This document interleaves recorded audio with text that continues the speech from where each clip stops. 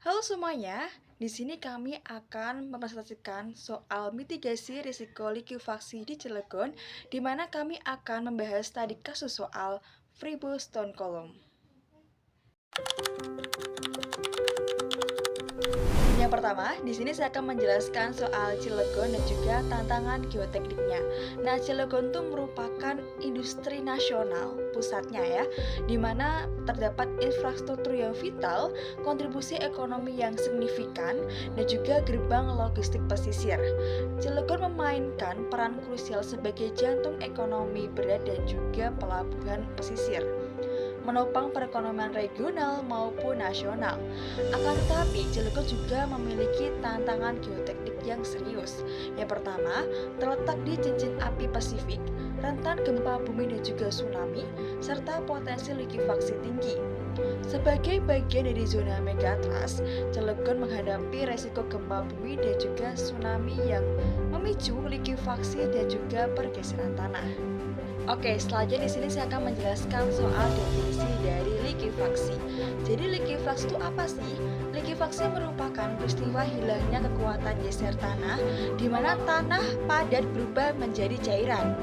Hal ini dipicu oleh gempa bumi atau goncangan hebat lainnya serta terjadi pada tanah jenuh ermi misalkan pada pasir maupun lanu. Nah, kemudian ada mekanisme utama dari likuifaksi ini, yaitu peningkatan tekanan air pori di mana gempa menyebabkan tanah bergetar hebat. Lalu ada kehilangan kontak antar partikel di mana tekanan air pori naik, gesekan berkurang. Selanjutnya di sini ada perubahan sifat tanah di mana tanah kehilangan daya dukung menjadi seperti lumpur. Nah, mengapa likuifaksi ini berpotensi di Cilegon? Sebab Cilegon berada di wilayah Banten, Jawa Barat, di mana keberadaannya itu berlapisan tanah pasir jenuh air, serta risiko likuifaksi yang tinggi membutuhkan perhatian. Nah, di sini kami memiliki pendekatan analisis, yaitu ada 3 metode. Yang pertama ada uji lapangan dengan menggunakan data SPT dan CPT untuk evaluasi, serta karakteristik tanah di mana fokus pada kepadatan dan juga kejenuhan air, serta mitigasi dini penting untuk keamanan infrastruktur dan juga industri. Lalu, apa sih dampak kritis dari likuifaksi ini? Yang pertama ada keruntuhan bangunan, di mana fondasi kehilangan daya dukung, kemudian ada kerusakan infrastruktur seperti jalan, jembatan, pipa amblas, dan juga lain sebagainya. Lalu ada gangguan industri nih, di mana fasilitas pabrik juga terganggu parah, dan juga ada korban jiwa dan ekonomi, yaitu ada kerugian besar serta pemulihan panjang. Nah, mengapa likuifaksi itu sangat penting sekali akan perbaikan tanah? Nah, pentingnya soil improvement juga itu kita bisa melihat dari sebabnya terlebih dahulu, di mana Indonesia itu terletak di cincin api Pasifik, di mana sangat sekali rawan terhadap gempa ataupun bencana geologis lainnya, serta fenomena likuifaksi itu tanah menjadi cairan saat gempa, jadi dapat merusak struktur. Kemudian ada kondisi tanah lunak, itu daya dukung yang rendah, tidak ideal untuk konstruksi berat, serta resiko tinggi, di mana potensi kerusakan infrastruktur dan juga kerugian ekonomi yang masif. Nah, tujuan utama dari soil improvement ini adalah untuk keamanan juga keberlanjutan, di mana meningkatkan stabilitas untuk memastikan tanah menopang beban tanpa pergeseran. Lalu ada daya dukung optimal, di mana fondasi menerima beban struktur secara aman dan juga mitigasi bencana, mengurangi risiko likuifaksi, longsor dan juga kerusakan gempa lainnya, serta umur proyek itu lebih panjang, di mana investasi infrastruktur itu lebih tahan lama dan juga berkelanjutan. Nah, di sini Fribo Stone Column itu menjadi mitigasi likuifaksi, di mana dapat meningkatkan kepadatan tanah, mengurangi potensi likuifaksi, mempercepat konsolidasi, serta meningkatkan daya dukung. Kemudian di sini saya akan menjelaskan dan juga memberikan gambaran umum terkait dari kondisi tanah di Cilegon. Yang pertama, itu ada gambaran umum stratigrafi tanah. Di sana itu lapisan permukaan dominan lunak, lalu ada endapan aluvial heterogen, ketebalan bervariasi signifikan serta memerlukan survei geoteknik yang detail. Kemudian yang kedua, ada distribusi tanah lempung dan juga pasir aluvial.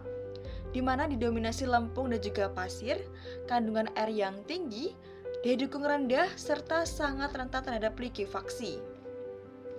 Lalu yang ketiga ada implikasi geoteknik di daerah Cilegon, di mana desain fondasi khusus diperlukan, mitigasi likuifaksi yang kritis, serta analisis SPT atau CPT yang diwajibkan. Lalu yang keempat atau terakhir resiko geologis, di mana di sana potensi gempa yang tinggi, ancaman tanah bergerak, serta perbaikan tanah yang strategis. Lalu di kedekatan Cilegon dengan wilayah pesisir itu implikasi geologi pesisirnya, di mana di sana tanah lepas dan tidak terkonsolidasi. Lalu rentan terhadap deformasi, serta potensi likuifaksi tinggi saat gempa. Dan juga tingkat muka air tanah itu tinggi, mengurangi daya dukung tanah, meningkatkan tekanan air pori, serta komplikasi desain fondasi. Nah, kemudian juga di sini aku bakal menjelaskan soal fenomena likuifaksi itu bagaimana sih? Nah, fenomena likuifaksi itu perubahan tanah padat menjadi cair saat gempa atau getaran kuat. Seperti pada sebelumnya aku jelaskan, di mana hal ini bisa mengakibatkan kerusakan terhadap struktur ataupun infrastruktur. Kemudian juga tantangan rekayasa geoteknik, membutuhkan analisis dan desain fondasi khusus untuk stabilitas struktur, serta strategi mitigasi. Penggunaan metode perbaikan tanah seperti fibrostone column mengurangi potensi likuifaksi. Oke, selanjutnya di sini saya akan menjelaskan soal tinjauan peristiwa penting dan juga karakteristik seismik dari data gempa historis di wilayah Banten. Nah, Banten juga termasuk dalam wilayah di cincin api Pasifik, di mana kondisi itu sangat rentan sekali terhadap bencana seismik dan juga bencana ikutan lainnya, di mana kita bisa menelisik pada tahun 2019 terjadi gempa bumi dengan kebesaran 5,7 magnitudo, di mana lokasi ini 164 km dari lepas pantai Samudra Hindia. Kemudian dengan kedalaman 49 km termasuk dangkal, serta mekanisme sumbernya itu dari penyeseran obliku di mana kombinasi mendatar dan juga naik, serta dampaknya terhadap kerusakan di Kabupaten Lebak dan juga Pandeglang. Lalu, Banten bisa mendapatkan ancaman geologis lainnya seperti likuifaksi sendiri, yaitu terletak di Universitas Sindang Sari, kemudian tanah bergerak khususnya di selatan Banten, serta tsunami yang berpotensi di pesisir selatan Banten.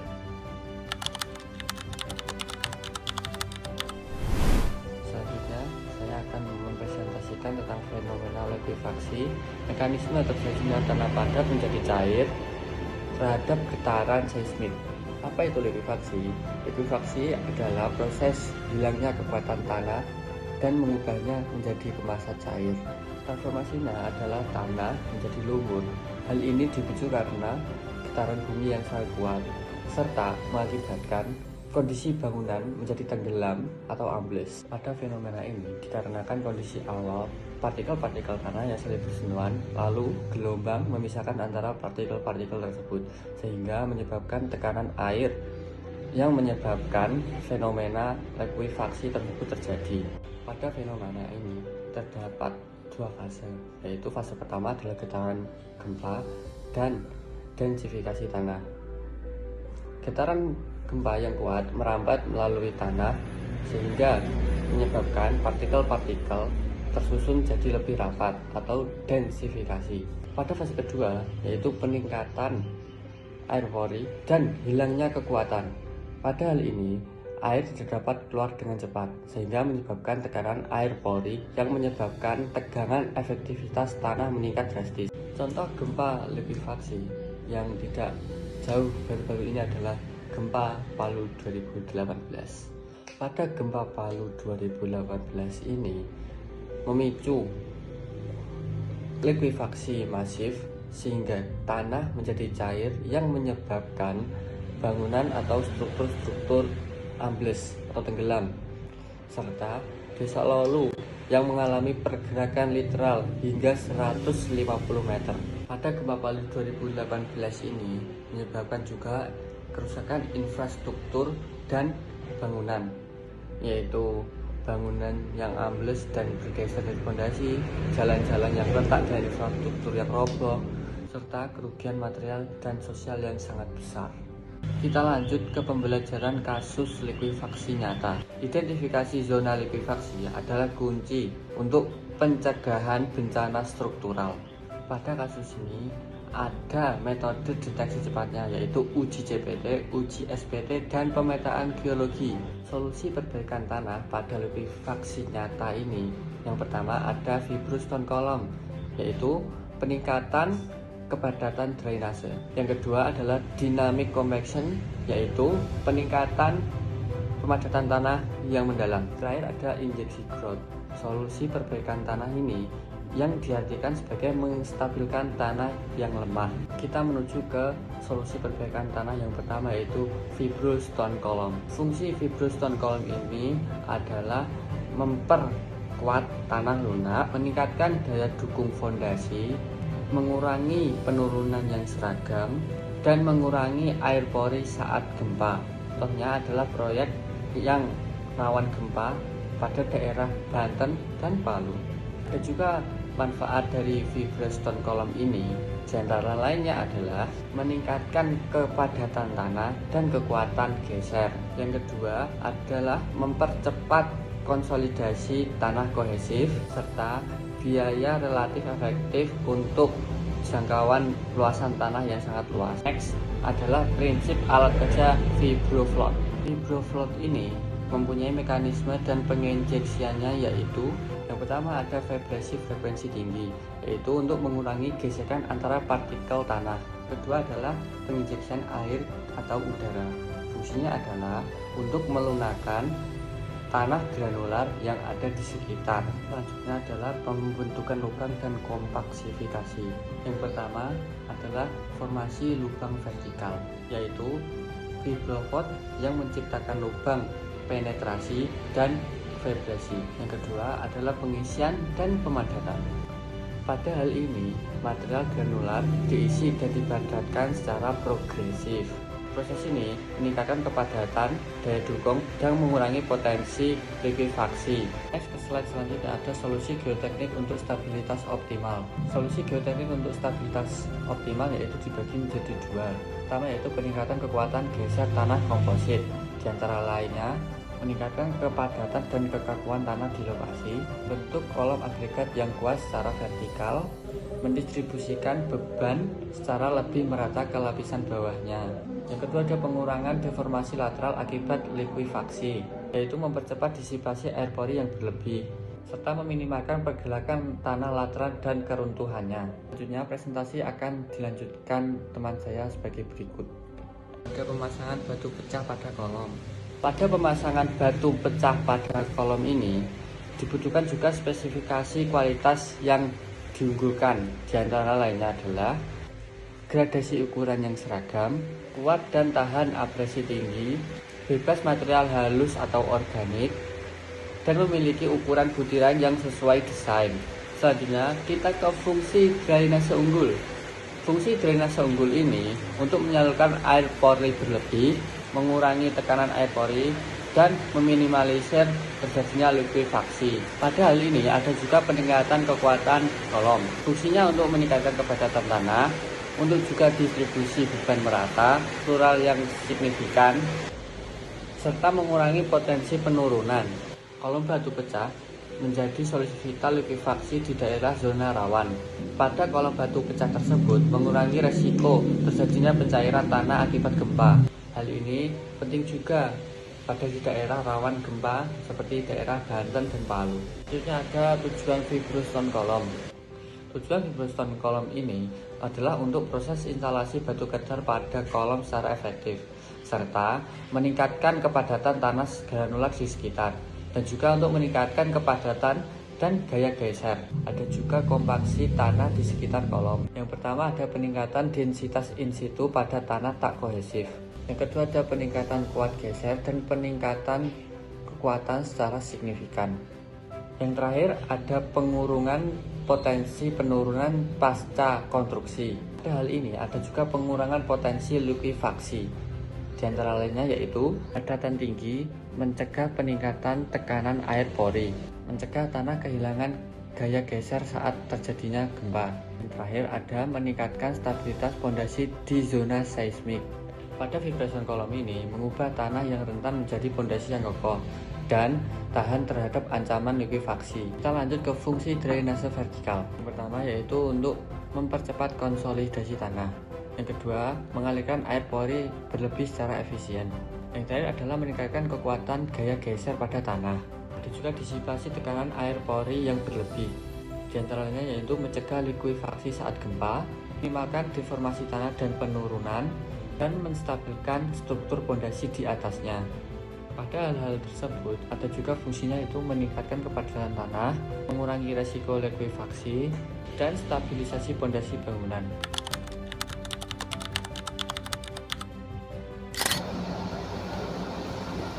Baik, untuk selanjutnya kita masuk ke ilustrasi proses instalasi kolom batu.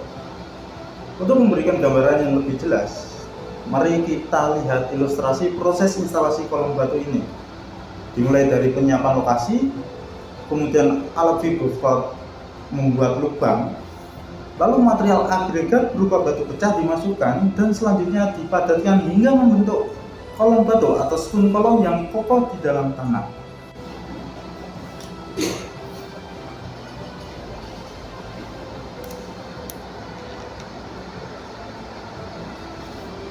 Jadi agar lebih terbayang, saya akan coba sedikit memberikan deskripsi terkait animasi proses instalasi vibrostone kolom. Ini bisa kita lihat untuk visualisasi proses penempatan batu pecah. Vibrator menembus tanah menciptakan rongga. Batu pecah dimasukkan secara bertahap. Terus selanjutnya, interaksi vibrator dengan tanah di sekitarnya. Vibrasi mematikan tanah sekeliling, meningkatkan densitas dan daya dukung. Lalu pembentukan kolom batu kompak. Batu pecah dipadatkan secara progresif, membentuk kolom padat dan stabil.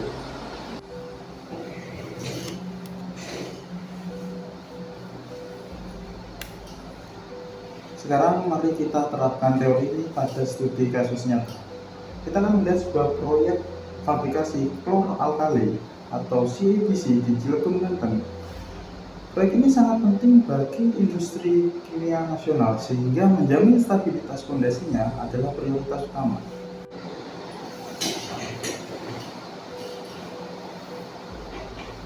Jadi sebelum perbaikan, analisis hasil uji sondir atau CPT menunjukkan adanya lapisan tanah yang sangat rentan terhadap likuifaksi. Teridentifikasi lapisan tanah pasir jenuh pada kedalaman tertentu yang berpotensi menyebabkan masalah serius jika tidak ditangani. Ini adalah titik awal kita untuk merencanakan intervensi.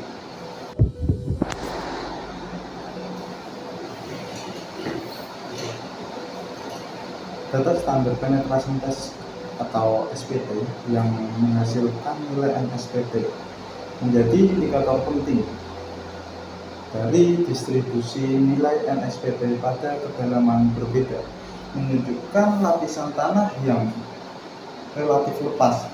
Nilai NSPT yang rendah mengidentifikasikan potensi likuifaksi yang tinggi, serta mengkonfirmasi kebutuhan akannya perbaikan. Selain SPT, penetration test atau CPT juga memberikan data proyek. Profil resistensi kerucut dari friksi selimut dari data CPT dikorelasikan dengan densitas tanah.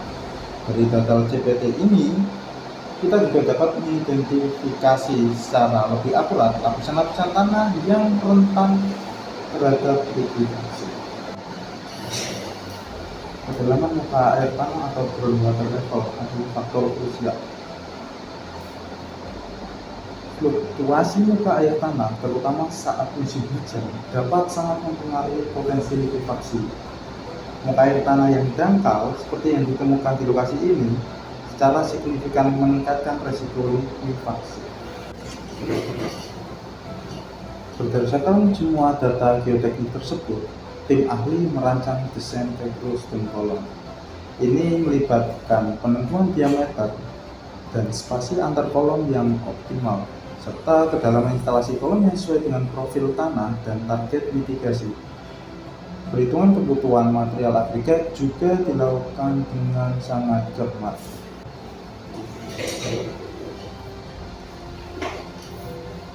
Implementasi di lapangan melibatkan manajemen proyek dan kontrol kualitas yang sangat ketat. Meskipun demikian, selalu ada tantangan seperti kondisi tanah yang bervariasi atau kondisi cuaca. Namun, dengan perencanaan yang matang dan solusi yang tepat, tantangan ini dapat diatasi untuk memastikan pekerjaan berjalan lancar, tentu dengan mempertimbangkan aspek keselamatan serta lingkungan. Setelah dilakukannya perbaikan, hasilnya sangat menggembirakan. Perbandingan nilai NSPT sebelum dan sesudah perbaikan menunjukkan peningkatan yang sangat signifikan. Grafik komparatif jelas menunjukkan bahwa tanah menjadi jauh lebih padat dan kuat. Peningkatan kekuatan tanah pasir ini adalah bukti langsung efektivitas fibrous stone column.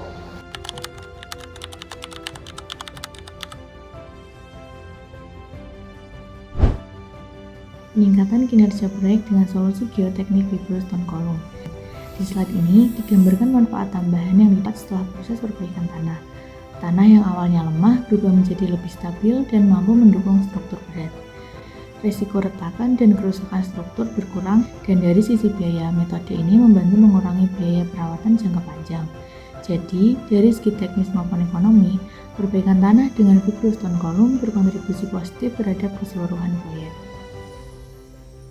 Selain fibrous stone column, ada beberapa metode perbaikan tanah lain yang bisa digunakan sesuai kondisi di lapangan.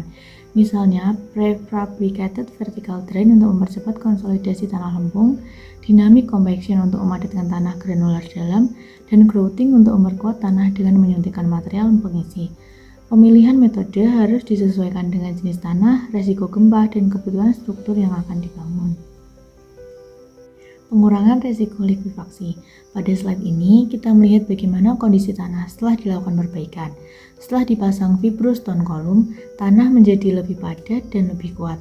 Tekanan air yang biasanya naik saat gempa juga bisa keluar lebih cepat, sehingga tidak menumpuk di dalam tanah. Karena tekanan airnya bisa dilepas atau istilahnya terdisipasi, tanah tidak mudah berubah menjadi cair. Hasilnya, potensi likuifaksi berkurang dan fondasi bangunan jadi lebih aman jika terjadi gempa. Secara keseluruhan, perbaikan ini membuat struktur di atasnya lebih stabil dan risiko kerusakannya jauh lebih kecil. Hasil perbaikan peningkatan nilai NSPT. Selanjutnya, kita bisa lihat perbandingan nilai NSPT sebelum dan sesudah dilakukan perbaikan tanah. Awalnya, nilai NSPT cukup rendah, artinya tanah masih dalam kondisi lepas dan kurang padat. Setelah dilakukan metode fibrous stone column, nilai NSPT meningkat cukup signifikan. Peningkatan ini menunjukkan bahwa tanah menjadi lebih padat, lebih kuat, dan berkurang risiko likuifaksinya. Dengan kata lain, perbaikan tanah ini benar-benar memberikan perubahan yang terlihat secara teknis. Kesimpulan efektivitas fibrous stone column. Secara keseluruhan, fibrous stone column terbukti efektif untuk tanah berpasir, terutama di daerah rawan gempa seperti kawasan megatrust. Metode ini mampu meningkatkan kepadatan tanah, membesarkan daya dukung, dan mengurangi resiko likuifaksi secara signifikan.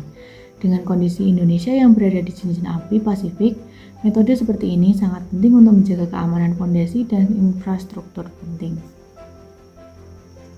Intinya, perbaikan tanah bukan hanya soal membuat tanah lebih kuat, tapi juga memastikan keamanan struktur dalam jangka panjang, terutama di daerah rawan gempa seperti Cilegon. Dengan analisis geoteknik yang tepat dan metode perbaikan yang sesuai, risiko likuifaksi bisa dikurangi secara signifikan. Terima kasih, sekian materi yang dapat kami sampaikan. Jika ada pertanyaan ataupun saran, silakan tulis di kolom komentar. Terima kasih.